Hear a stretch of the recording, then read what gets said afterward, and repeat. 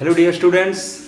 सो हम पोटेंशियल और dielectric polarisation ये सब डिस्कस कर चुके हैं क्लास 12 फिजिक्स में। तो लास्ट टू क्लासेस में हम कंडक्टर और डाई इलेक्ट्रिक को किसी इलेक्ट्रिक फील्ड में रखने से क्या बिहेवियर दिखाता है इसके ऊपर जनरली स्टडी कर रहे थे। वो वाला पोर्शन ख़त्म हो चुका है और उससे पहले हम इलेक्ट्रिक पोटेंशियल और पोटेंशियल एनर्जी ये सब चीज़ हम ख़त्म कर चुके हैं। ठीक है, तो वो वाली वीडियो, वो वाले कंसेप्ट जिसको अभी तक नहीं समझ आया है, नहीं देखे हैं, वो चैनल में जाके प्लेलिस्ट में क्लास 12 फिजिक्स में वो सब वीडियो पहले देख सकते हैं। वो समझ जाएंगे तो फिर आगे समझ में आएगा। ठीक है, तो पोटेंशियल के बाद आज और एक वेरी इंपॉर्टेंट फिजिकल क्वांटिटी के बारे में डिस्कस करना है। इससे आगे जो हम पढ़ेंगे वो जनरली मेनली हम डिस्कस करेंगे अबाउट द कैपेसिटर, जो कि प्रैक्टिकली बहुत ही यूजफुल एक डिवाइस होता है, इलेक्ट्रिकल डिवाइस। ठीक है, तो कैपेसिटर के बारे में अब नेक्स्ट कुछ क्लासेस चलना है। तो कैपेसिटर के बारे में कुछ भी जानने से पहले, उसका कुछ भी आइडिया हमें मिलने से पहले, हमें अच्छे से पहले क्लियर होना चाहिए एक बहुत ही important physical quantity in electrostatic और इलेक्ट्रिसिटी, जिसको कि हम कहते हैं कैपेसिटेंस। आज उसके बारे में पढ़ना है, कैपेसिटेंस के बारे में। ठीक है, तो कैपेसिटेंस होता क्या है? कैपेसिटेंस एक कंडक्टर का हमें मालूम रहना चाहिए, एक फिजिकल क्वांटिटी। पर्टिकुलर कंडक्टर के लिए, पर्टिकुलर मटेरियल, पर्टिकुलर शेप के कंडक्टर के लिए एक फिक्स्ड कैपेसिटेंस होता है। तो ये उसका अपना खुद का प्रॉपर्टी होता है, ऐसा ही बोल सकते हैं। तो कैपेसिटेंस एक्चुअल में क्या होता है समझेंगे, डिफाइन करेंगे, मैथमेटिकली उसको स्टडी करेंगे। ठीक है, तो यहाँ पे ये capacitance C, this is the quantity. यहाँ पे डेफिनेशन लिखा गया है, मैथमेटिकल डेफिनेशन है, लिखा गया है, पर मैं वहाँ पे नहीं आ रहा हूँ। पहले मैं कुछ बाकी चीज़ें कुछ जानते हैं कंडक्टर के बारे में, फिर वहाँ से डेफिनेशन में जाएंगे। नोट कर सकते हैं, पूरा ये दिया गया है। अच्छा, हमें मालूम है सपोज कोई कंडक्टर होता, ओके, यहाँ पे देख सकते हैं, सपोज ये एक तो कंडक्टर होता और ये अभी अनचार्ज्ड है। ओके, चार्ज नहीं है, कोई चार्ज नहीं है इसमें।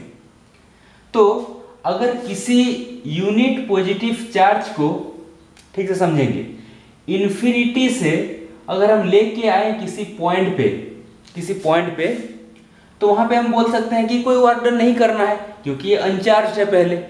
ठीक है ना। अब अगर ये चार्ज है कुछ अमाउंट का, सपोज ये चार्ज है, पॉजिटिव चार्ज है कुछ अमाउंट में, अब हम उस यूनिट पॉजिटिव चार्ज को इन्फिनिटी से लेके आएंगे इस पॉइंट तक, इस वाले पॉइंट तक। तो क्योंकि ये पॉजिटिव है तो उस पॉजिटिव को ये रिपेल करेगा, तो उस रिपल्सन के अगेंस्ट हमें कुछ वर्क डन करना होगा। ठीक है ना। तो वो वर्क डन क्या होता है?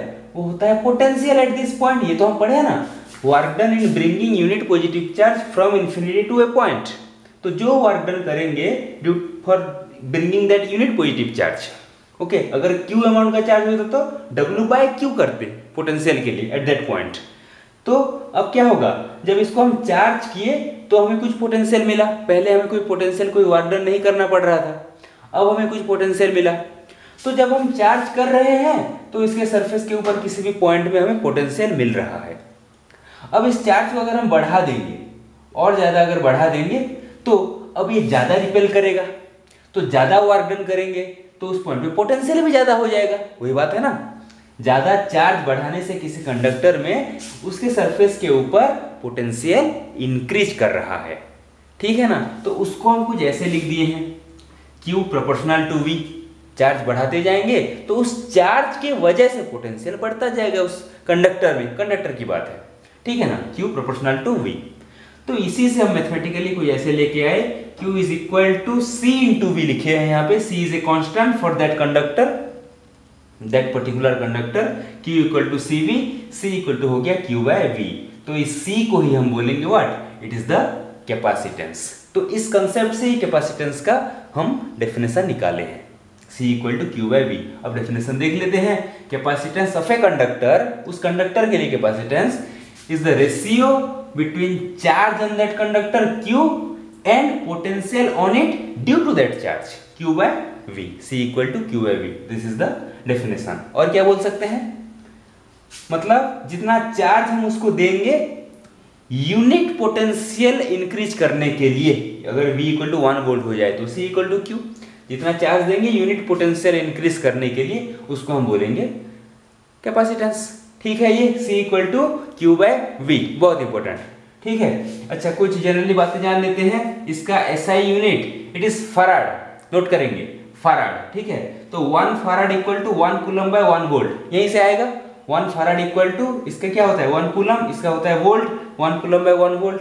तो अगर हमें क्वेश्चन करें डिफाइन 1 फराड, ऐसे क्वेश्चंस आते हैं, डिफाइन 1 फराड, तो क्या कहेंगे, if addition of 1 coulomb of charge increases the potential by 1 volt, then the capacitance of the conductor is 1 farad। Clear definition यहीं से आया। 1 कूलम ऑफ चार्ज ऐड करेंगे तो उसका पोटेंशियल अगर 1 वोल्ट इंक्रीज हो जाता है तो उसका कैपेसिटेंस कितना होगा 1 फराड। इसी से ही हम इसको डिफाइन कर दिए। क्लियर है ये बात। 1 फराड उसका ऐसा यूनिट हो गया। डायमेंशन निकाल सकते हैं, यहाँ पे क्लियरली पूरा मेंशन किया गया है फॉर्मूले के साथ। Dimension C equal to Q by V, अभी मिला Q इक्वल W की जगह पे W बाय Q, तो ये Q स्क्वायर बाय W हो गया। Q का डायमेंशन A1 T1 पता है, उसका स्क्वायर, W का ML2T-2, क्लियर है। तो इसको सॉल्व किए तो हमें डायमेंशन मिला M-1 L-2 T4A2। This is the dimensional formula for capacitance. तो सभी इंफॉर्मेशन यहाँ पे दिया गया है, कॉमन आइडिया कैपेसिटेंस के बारे में, इसको नोट कर लेंगे। ठीक है, तो कैपेसिटेंस हम पर्टिकुलरली एक कंडक्टर के लिए निकालते हैं फॉर्मूला, अगर एक स्पेरिकल कंडक्टर होगा तो। ठीक है, तो उसके लिए इसके बाद फॉर्मूला हम निकालते हैं। ठीक है, तो यहाँ पे स्पेशली हम स्टडी करते हैं, अगर हमारे पास एक स्पेरिकल कंडक्टर है, होलो हो सकता है या क्या सॉलिड हो सकता है, कोई भी हो, स्पेरिकल कैपेसिटर है जो कि Q अमाउंट में चार्ज्ड है, पॉजिटिवली चार्ज्ड Q अमाउंट। और हम ये बार बार डिस्कस कर चुके हैं कि कंडक्टर में चार्ज कहाँ पे स्टोर होता है, कहाँ पे डिस्ट्रीब्यूट होता है, सरफेस में होता है, ये हम पढ़ चुके हैं पहले से। ठीक है ना, तो इसमें जो चार्ज है वो सरफेस में डिस्ट्रीब्यूटेड है यूनिफॉर्मली। तो इसका रेडियस r दिया है, तो हम ये ऑलरेडी पढ़ चुके हैं। इसके सरफेस के ऊपर अगर पोटेंशियल निकालेंगे तो हम फॉर्मूला पहले से ही डिराइव कर चुके हैं। This is the formula, V equal to 1/4πε0 Q by R, यही है ना फॉर्मूला, सरफेस के ऊपर पढ़ चुके हैं इसे।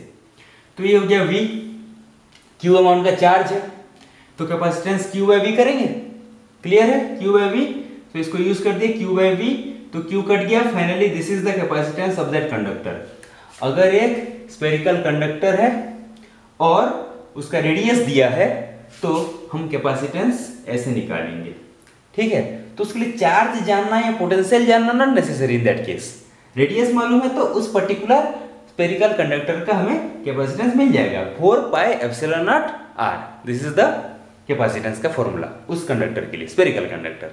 क्लियर है ये बात, इसको भी समझ के याद रखेंगे।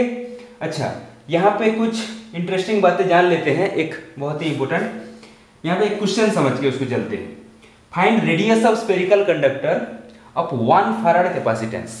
अगर कैपेसिटेंस C इक्वल टू जो 4πε0 r हो रहा है वो अगर 1 फराड है तो उसका रेडियस निकालना है। ठीक है, स्फेरिकल कंडक्टर का रेडियस।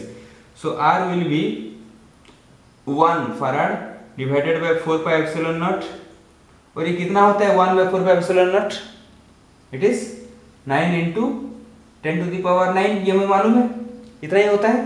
ठीक है, रेडियस है तो इतना मीटर हो जाएगा। क्लियर है ये बात। तो जरा इमेजिन करते हैं, सी द रेडियस, अमाउंट देखो उसका, 9 इंटू 10⁹ मीटर, उतना रेडियस है तो कितना बड़ा स्फीयर होगा। इमेजिन कर रहे हो कितना बड़ा स्फीयर होगा। तो यहां से हम एक बात मतलब ठीक से समझ के जान ही लेते हैं कि 1 फराड जो है ना कैपेसिटेंस, वो बहुत लार्ज अमाउंट का होता है। कैपेसिटेंस का बहुत ही लार्ज अमाउंट है 1 फराड। ठीक है, तो प्रैक्टिकली हम जितना भी कैपेसिटेंस देखते हैं, यूज करते हैं, या फिर आगे कैपेसिटर में पढ़ेंगे तो मैक्सिमम जगह पे हम माइक्रो फराड ऐसे प्रैक्टिकली ऐसे यूनिट्स में लेते हैं, स्मॉल यूनिट्स में। ठीक है ना, क्योंकि 1 फराड बहुत ही लार्ज क्वांटिटी है कैपेसिटेंस का। ओके, इतना रेडियस आ रहा है स्फीयर के लिए। ठीक है ये बात। ओके, तो ये कुछ जनरल बातें कैपेसिटेंस के बारे में हम जान गए। नेक्स्ट क्लास से हम स्पेशली अब कैपेसिटर के बारे में स्टडी करते जाएंगे। जितने कंसेप्ट आज तक पढ़े हैं सबको यूज़ करते हुए और कैपेसिटर से रिलेटेड कुछ नई नई बातें जानते हुए, बहुत इंटरेस्टिंग बातें हर तरीके से क्वालिटेटिवली क्वांटिटेटिवली क्वेश्चंस भी करेंगे, आगे सीखते जाएंगे। ठीक है।